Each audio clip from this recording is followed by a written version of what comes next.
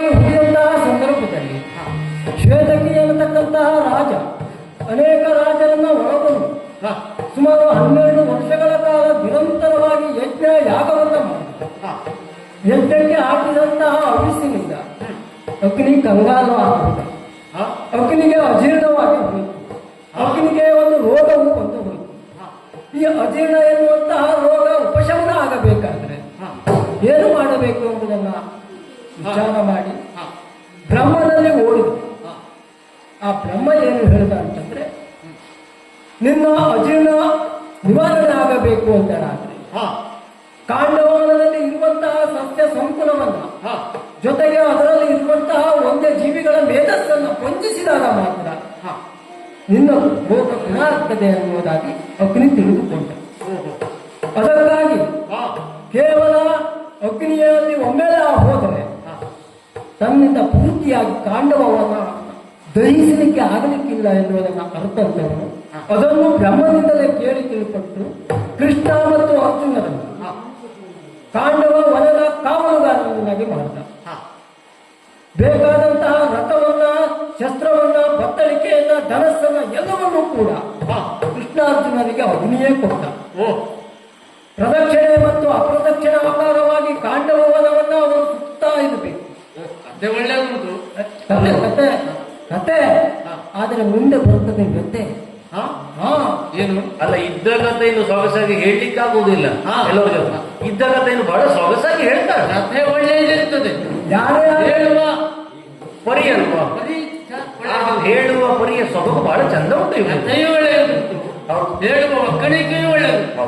ಅದೇಯ ಯಾರು ನಿಜವಾಗಿ ಅನುಭವವನ್ನ ಅನುಭವಿಸ್ತಾರೆ, ಅದು ನೋವೇ ಆಗಿರಲಿ ನಲಿವೇ ಆಗಿರಲಿ, ಅದು ಕೇವಲ ಮೇಲಿಂದ ಕಂಠದಿಂದ ಮಾತ್ರ ಅಲ್ಲ, ಕೆಳಗಿಂದ ಬರ್ತದೆ. ಯಾವ ರೀತಿಯಾಗಿ ಅಲ್ಲಿ ದಹನ ಕ್ರಿಯೆ ಆಗುವಂತಹ ಸಂದರ್ಭದಲ್ಲಿ ಯಾವುದೊಂದು ವನ್ಯಜೀವಿಗಳು, ಕೀಟಗಳು, ಪತಂಗಗಳು ಯಾವುದೂ ಕೂಡ ಕಾಂಡವನದಿಂದ ಹೊರಗೆ ಹೋಗಲಿಕ್ಕಿಲ್ಲ. ಅದಕ್ಕಾಗಿಯೇ ಈ ಕೃಷ್ಣಾರ್ಜುನರು ನಿಂತಿತ್ತು. ಇದ್ದಕ್ಕೆ ಇದ್ದ ಹಾಗೆ ಅಗ್ನಿಯು ತನ್ನ ಬೆಂಕಿಯನ್ನ, ಕೆನ್ನಾಲಿಗೆಯನ್ನ ಮುಗಿಲು ಮುಟ್ಟುವಂತೆ ಮೇಲಕ್ಕೆ ದಹಿಸಿ ಬಿಟ್ಟ. ಆ ಸಂದರ್ಭದಲ್ಲಿ ಅಲ್ಲಿರತಕ್ಕಂತಹ ಎಲ್ಲ ಪ್ರಾಣಿಗಳ ಆ ಅರಚಾಟ, ಕೂಗಾಟ, ನೆರಳಾಟ ಅದು ಕೂಡ ಮುಗಿಲಿಗೆ ಮುಟ್ಟಿತ್ತು. ಆ ಸಂದರ್ಭದಲ್ಲಿ ನನ್ನ ತಾಯಿಯಾದಂಥವಳು ಹಾಗೆ ಬದುಕನ್ನ ಕಟ್ಟಿಕೊಳ್ಳಬೇಕು, ಜೀವನವನ್ನ ತನ್ನ ಮಗನು ಆರಂಭಿಸಬೇಕು, ಭವಿಷ್ಯವನ್ನ ಕಾಣಬೇಕು ಎನ್ನುವಂತಹ ಒಂದು ತಾಯಿ ಮಗು ನನ್ನನ್ನ ಕರೆದು ಹೇಳ್ತು, ಮಗು ನಾವು ಇಲ್ಲಿಂದ ಪಾರಾಗಬೇಕು, ಅದು ಅಸಾಧ್ಯದ ಮಾತಾದರೂ ಪ್ರಯತ್ನವನ್ನು ಮಾಡಬೇಕು. ಅದಕ್ಕಾಗಿ ನಾವು ಒಬ್ಬರನ್ನೊಬ್ಬರು ಪರಸ್ಪರ ಒಪ್ಪಿಕೊಳ್ಳಬೇಕು. ಒಪ್ಪಿಕೊಳ್ಳುವುದಂದ್ರೆ ಕೇವಲ ಮುಖಕ್ಕೆ ಮುಖ, ಬಾಲಕ್ಕೆ ಬಾಲ ಅಲ್ಲ. ವಿರುದ್ಧವಾಗಿ ತಾಯಿಯ ತಲೆಗೆ ಮಗನ ಬಾಲ, ಮಗನ ಬಾಲಕ್ಕೆ ತಾಯಿಯ ತಲೆ, ಈ ರೀತಿಯಾಗಿ ಕೇವಲ ಹೊರಗಿನಿಂದ ಅಲ್ಲ, ಉದರದ ಒಳಗೆ ಸೇರಿಕೊಳ್ಳಬೇಕು.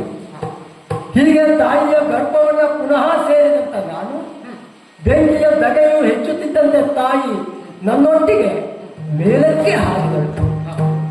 ಆ ಸಂದರ್ಭದಲ್ಲಿ ಈ ಕೃಷ್ಣ ಅದೋ ಅಂತ ಕೈ ಬೆರಳನ್ನ ಅರ್ಜುನನಿಗೆ ತೋರಿಸಿದ. ಈಗ ಅರ್ಜುನ ಬಿಟ್ಟ ಬಾಣಕ್ಕೆ ನನ್ನ ತಾಯಿ ಅಗ್ನಿಗೆ ಆಹುತಿಯಾಗಿದೆ. ಅದರ ಜೊತೆಗೆ ನನ್ನ ಬಾಲವೂ ಹೋಯಿತು. ಅರ್ಜುನ ನಿನ್ನ ತಾಯಿಯ ಕಂಠವನ್ನ ಕತ್ತರಿಸಿದಾಗ ಅವಳ ಬಾಯಲ್ಲಿರುವಂತಹ ನಿನ್ನ ಬಾಲ ಕತ್ತರಿಸಿ ಹೋಯಿತು. ಆ ಒಂದು ಆಕ್ರೋಶದಿಂದ ಆ ಕ್ಷಣದಲ್ಲಿ ನನ್ನ ತಾಯಿಯನ್ನು ಕೊಂದಂತಹ ಈ ಅರ್ಜುನನ ಸಾವನ್ನು ನಾನು ಕಾಣಬೇಕು, ಮತ್ತೊಬ್ಬರ ಸಹಾಯದಿಂದ ಆದರೂ ಅವನನ್ನು ಕೊಲ್ಲಬೇಕು ಎನ್ನುವಂತಹ ಆ ಸೇಡನ್ನ ಇಟ್ಟುಕೊಂಡು ಇಲ್ಲಿ ತನಕ ಬಂದೆ. ಒಂದು ಪ್ರಶ್ನೆ, ಆ ಸೇಡನ್ನ ತೀರಿಸುವ ಬಗ್ಗೆ ಅನ್ಯರನ್ನ ಆಶ್ರಯ ಮಾಡುವ ಬದಲು ನೀನೇ ಹೋಗಿ ಯಾಕೆ ಸೇಡನ್ನ ತೀರಿಸುವುದಕ್ಕೆ ಮುಂದಾಗಲಿಲ್ಲ? ಕಚ್ಚಿ ಕೊಲ್ಲಬೇಕಿತ್ತಲ್ಲ ಅವನನ್ನ. ನಾವು ಅಸಹಾಯಕರು, ಯಾಕೆ ತುಳಿತಕ್ಕೆ ಒಳಗಾಗಿದ್ದವರು ಅಂತ ಹೇಳಿದ್ನಲ್ಲ. ದೊಡ್ಡ ದೊಡ್ಡ ಜನರನ್ನ ಎಲ್ಲ ಕಡೆ ಕಚ್ಚಲಿಕ್ಕೆ ಆಗುವುದಿಲ್ಲ. ಎಲ್ಲಿ ಯಾವಾಗ ಯಾರನ್ನ ಹಿಡಿದು ಕಚ್ಚಬೇಕೋ ಆವಾಗ ಕಚ್ಚುವುದಷ್ಟೇ ಅಲ್ಲ, ವಿಷವನ್ನು ಕಕ್ಕಬೇಕು. ಆ ಕಾರಣಕ್ಕಾಗಿ ನಾನು ಪ್ರಯತ್ನವನ್ನು ನನಗೆ ಆಪ್ತರಾದಂತಹ ಸಹಾಯಕರನ್ನು ಹುಡುಕುವುದರಲ್ಲಿಯೇ ಕಾಲ ಕಳೆದ. ಅಲ್ಲದೆ ಬಾಲವನ್ನು ತುಂಡಾಗಿಸಿಕೊಂಡು ಅಂಗವಿಕಲನಾದಂತಹ ಇದು ಬಾಲದಲ್ಲಿಯೇ ಅವುಗಳಿಗೆ ಬಲ ಅಲ್ವಾ? ಬಾಲ ಇಲ್ಲದಿದ್ರೆ ಸ್ವಯಂ ಬಲ ಇಲ್ಲ. ನನ್ನ ಬಾಲವನ್ನ ಬಾಲ್ಯದಲ್ಲಿಯೇ ಕಳೆದುಕೊಂಡು ಬಲ ಇಲ್ಲದೆ ಸರಿಯಾಗಿ ನೆಲೆಯೂ ಇಲ್ಲದೆ ಇದ್ದಂಥವರು. ಇಂತಹ ನೋವನ್ನ ಕೇಳುವುದಿದ್ದರೆ ಅದು ಕರ್ಣ ಮಾತ್ರ. ನಿಮ್ಮ ಪಾಳೆಯದಲ್ಲಿಯೇ ಭೀಷ್ಮರನ್ನೋ ದ್ರೋಣರನ್ನೋ ಇಂದ್ರಿಯಾನನ್ನು ನಾನು ಆಶ್ರಯಿಸಲಿಲ್ಲ. ಧೀರ ಪುಂಗವರಾಗಿರತಕ್ಕಂತಹ ವೀರರಾಗಿರತಕ್ಕಂತಹ ಕರ್ಣನೊಂದಿಗೆ ನಾನು ಬಂದಿದ್ದು. ಕೇವಲ ನಿನ್ನ ಬತ್ತಳಿಕೆಯಲ್ಲಿ ನಾನು ಹೊರಗೆ ಕೂತಿದ್ದಲ್ಲ, ಬೆನ್ನಿನ ಬತ್ತಳಿಕೆಯ ಬಾಣಗಳ ರಾಶಿಯಲ್ಲಿ ನಾನು ಕೂತ ಶ್ರದ್ಧಿಬದ್ಧವಾಗಿ ಇಚ್ಛಾಶಕ್ತಿಯಾಗಿ ಯುದ್ಧೋನ್ಮಾನದಿಂದ ಇವರ ಜೊತೆ ಮಾತನಾಡುವುದನ್ನು ನಾನು ಆಲಿಸಿದ್ದೇನೆ.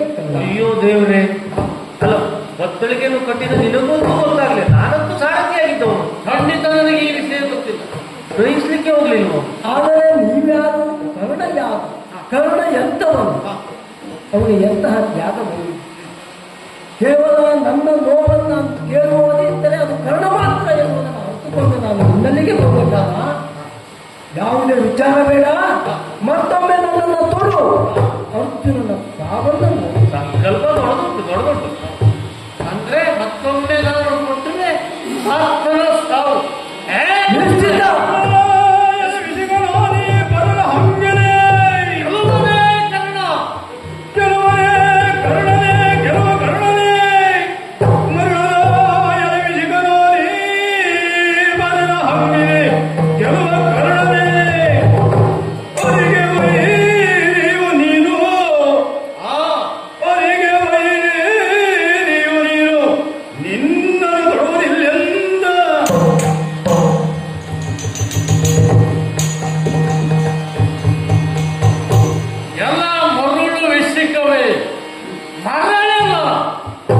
ಏನು ನಿನ್ನ ವೈರತ್ವದ ಸಾಧನೆಗೆ ನಾನು ಇನ್ನೊಮ್ಮೆ ಕೊಡಬೇಕು ಅಂದ್ರೆ ಇಲ್ಲಿ ಗೆಲುವು ಸಂಭವಿಸಿರುವಂತಾದರೆ ಕರ್ಣನ ಸಾಮರ್ಥ್ಯದಿಂದ ಈ ಹಾಲಿನ ಬೇಕ ನನಗೆ.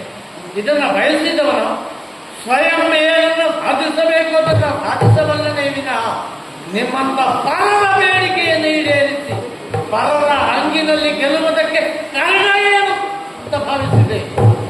ಏನು ಸಾವಿರ ಮಾತಾಡಿದರೂ ಮತ್ತೊಮ್ಮೆ ನಾನು ಇದನ್ನು ಕೊಡಲಾರೆ. ನೀನು ಸ್ವಲ್ಪ ನಿಲ್ಲು. ಹೇಳಿದ್ರಲ್ಲಿ ವಿಷಯ ಉಂಟು, ಅರ್ಥ ಉಂಟು ಅದರಲ್ಲಿ. ಏನು ತೊಟ್ಟ ಶರ ತಿರುಗಿ ಬಂದ ಯಾವುದೇ ಉದಾಹರಣೆಗಳಿಲ್ಲ. ಆದರೆ ಬಿಟ್ಟ ಶರ ತಿರುಗಿ ಬಂದಿದೆ ಅಂತ ತಿಳಿದುಕೊಳ್ಳಬೇಕು. ಶರವೇ ಬರಲಿಲ್ಲ. ಇರ್ಲಿ, ಶರವನ್ನ ಹೊತ್ತು ತರುವುದಕ್ಕಿಲ್ಲ, ಕೊಚ್ಚಿ ಹಾದನ್ನು ಬಂದಿದೆ. ನಮ್ಮ ನೇರ ಸಂಕಲ್ಪ ಏನು? ಅರ್ಜುನನ ವಧೆ ಆಗಬೇಕಲ್ವ? ಈಗ ಆಗ್ತದೆ. ನಿನ್ನ ಗುರಿಯೋದೇ ಅಲ್ವೋ, ಇವನ ಗುರಿಯೋದೇ ಅಲ್ವೋ?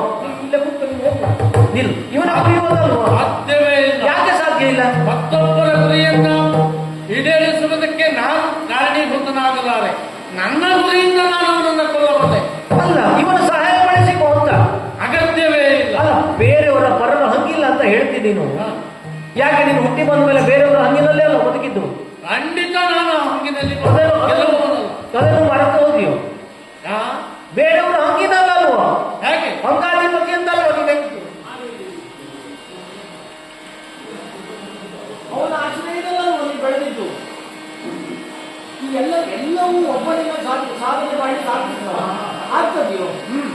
ಇನ್ನೊಬ್ಬರ ಸಹಾಯವನ್ನು ಬಳಸಿಕೊಂಡು ಮಾಡಬೇಕು. ಇಂಥ ಸುವರ್ಣಾವಕಾಶ ಮತ್ತೆ ಸಿಗಲಿಕ್ಕಿಲ್ಲ. ಮತ್ತೊಮ್ಮೆ ವಿಚಾರವನ್ನು ಮಾಡಿ. ನಾನು ಕೇವಲ ಬಾಣವನ್ನು ಅದರಿಂದ ತಂದೆ. ನಮ್ಮ ಆಕೃತಿಯು ಬಾಣದ ಹಾಗೆ ಇದೆ. ಅಂದರೆ ನಾವು ಇಬ್ಬರಾಗಿದ್ದೇವೆ. ಒಬ್ಬರೊಬ್ಬರು ಪರಸ್ಪರವಾಗಿ ನಾವು ನಿಮಗೆ ಮತ್ತೊಮ್ಮೆ ನನ್ನನ್ನು ಕೊಟ್ಟೆ ಅಂತ ನನ್ನ ಸಾವನ್ನು ಕೊಟ್ಟಾದ ಏಕಶಕ್ತಿಯಿಂದ ಸಂಘಶಕ್ತಿಗೆ ಹೆಚ್ಚಿನ ಮಹತ್ವ ಇರುತ್ತದೆ. ಈ ವಿಚಾರ ಮಾಡಿಬೇಡ, ಬಿಡು ಬಳಸಿಕೊಂಡು ಬಿಡು. ಖಂಡಿತ ಇಲ್ಲ. ಯಾಕೆಂದ್ರೆ ನಾನು ಸರ್ಪಮುಖಿ ಬಾಣಕ್ಕೆ ಸರ್ಪವನ್ನು ಆಹ್ವಾನ ಮಾಡಿ ಮಂತ್ರವನ್ನು ಪಠನೆ ಮಾಡಲೇ ಇಲ್ಲ. ಆದರೂ ಬಾಣ ಮುಂದೆ ಹೋಗಿದೆ ಅಂದ್ರೆ ಇವತ್ತು ಸೇರಿಕೊಂಡದ್ದರಿಂದ ಎರಡನೇ ಸಲ ಮಾಡುವುದಲ್ಲ. ನಾನು ಸೇರಿಕೊಂಡಿದ್ದು ನಾನು ಹೆಮ್ಮೆ ಪಡಬೇಕು ಅಥವಾ ನಾನು ಪ್ರೀತಿವಂತನಾಗಬೇಕು ಎಂಬುದಾಗಿ ಅಲ್ಲ. ಈ ಕುರುಕ್ಷೇತ್ರದಲ್ಲಿ ಮುಂದೆ ಕರ್ಣನೇ ಮಹಾಮಹಿಮ ಎನ್ನುವುದು ಸಾಧಿಸಿದರೆ ನನ್ನ ಒಂದು ಸಹಾಯ ಅಥವಾ ನಮ್ಮ ಆಶಯವನ್ನ ನಿನ್ನಿಂದ ತಿಳಿಸಿಕೊಳ್ಳಬೇಕು ಆಶಯದಲ್ಲಿಯೇ ಬಂದಿದೆ. ಯಾವುದೇ ರೀತಿಯ ನನಗೆ ಸ್ವಾರ್ಥ ಇದರಲ್ಲಿ ಇಲ್ಲ. ಇಲ್ಲಿ ಗೆಲುವು ಬಂದರೆ ಕೇವಲ ಕರ್ಣನ ಕರ್ಣನಿಗೆ ಮಾತ್ರ ಸೀಮಿತ. ಪರಿಶ್ರಮದಿಂದ ಸರ್ಪದ ಸೇಡಿನಿಂದ ಆಗುತ್ತದೆ. ಅದರ ನೋಡು ಅವಶ್ಯಕ ನೋಡು ಕರ್ಣ, ಗುರಿ ಒಂದುಂಟು, ಯಾವ ಸ್ವಾರ್ಥ ಮನೋಭಾವವೂ ಇಲ್ಲ. ಯಾವುದು ಹೊಗಳಿಕಬೇಕಾಗಿ ಬಂದವನಲ್ಲ. ಹಿಂದೆ ಮುಂದೆ ನೋಡಬೇಡ. ನಾನು ಹೇಳ್ತಾ ಇದ್ದೆ ಬಿಡು, ಮತ್ತೆ ತಿರುಗು ಬಿಡು. ಬಿಡಲಾರೆ, ಸಾವಿರ ಹೇಳಿದ್ರು ಬಿಡಲಾರೆ. ಎಲ್ಲವೋ